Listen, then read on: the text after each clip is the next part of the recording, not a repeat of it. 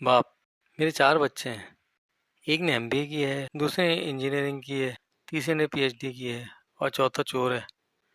دوست، تو چور کو گھر سے کیوں نہیں نکال دیتے؟ باپ، وہی تو کما کر لاتا ہے، باقی سب بے روزگار ہیں۔ جمعے کی نماز پڑھنے مسجد گیا۔ اردو میں تقریر کے دوران چندے کے ایک باکس نمازی کو آگے گھمایا جا رہا تھا۔ باکس میرے سامنے پہنچا تو جیب سے ایک پرانا سا 10 روپے کا نوٹ نکال کر چندہ باکس میں ڈال دیا۔ میرے پیچھے ایک صاحب نے میرے کندھے پہ تھپکی دی اور 5,000 کا نوٹ مجھے تھما دیا۔ میرے دل میں اس کے لیے عزت کے جذبات ابھرے اور میں نے وہ نوٹ چندہ باکس میں ڈال دیا اور اس کی طرف عقیدت بھری نگاہوں سے دیکھتے ہوئے جزاک اللہ کہا۔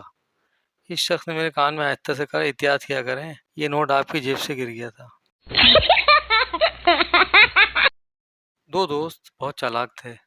انہیں لاہور جانا تھا مگر ٹرین میں تل جھرنے کی جگہ نہ تھی۔